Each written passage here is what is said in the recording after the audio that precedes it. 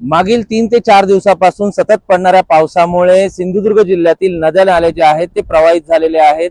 त्याचप्रमाणे कालवे असतील, त्याचप्रमाणे धरण क्षेत्रातील भाग जो आहे तो आता पाणी जे ठिकाणी पाणी कमी होतं ते मात्र आता पाणी प्रवाहित झालेलं आहे। मोठ्या प्रमाणात पावसाच्या सरी ज्या आहेत त्या बरसल्या, त्यामुळे सिंधुदुर्ग जिल्ह्यातील प्रमुख 5 नद्या ज्या आहेत त्या प्रवाहित झाल्या। त्यामध्ये जर पाहिलं तर तिलारी नदी जी आहे ती 37 ची पातळी जी आहे ती सध्या 37 मिलीमीटर झालेली आहे। त्याचप्रमाणे इन्सुली नदी जी आहे ती देखील प्रवाहित झालेली आहे। कुडाळमधील भंगसाळ नदी जी आहे ती देखील प्रवाहित झालेली आहे। त्याचप्रमाणे कणकवली मधील वागदे येथील जी नदी आहे ती देखील प्रवाहित झालेली आहे। अशा प्रकारे 5 ज्या नद्या आहेत, त्याचप्रमाणे खारेपाटण पुलावरील जी नदी आहे ती देखील प्रवाहित झालेली आहे।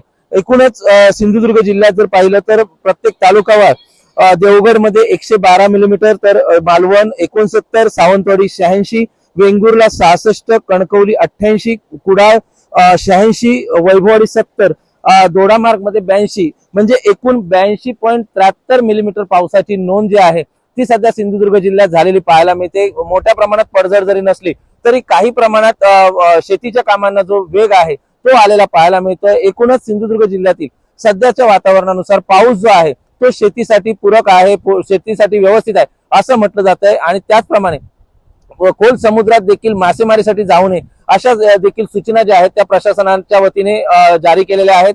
सिंधुदुर्ग जिल्ह्यासाठी पुढील 24 तासासाठी ऑरेंज अलर्ट जो आहे तो देखील जारी करण्यात आलेला आहे। त्यामुळे सिंधुदुर्ग जिल्ह्यात सध्या पावसाचा वेग जो आहे तो वाढण्याची शक्यता देखील वर्तविण्यात येत आहे। व्हिडिओ जर्नलिस्ट अनिकेत सह विशाल रवडेकर, LS मराठी, सिंधुदुर्ग।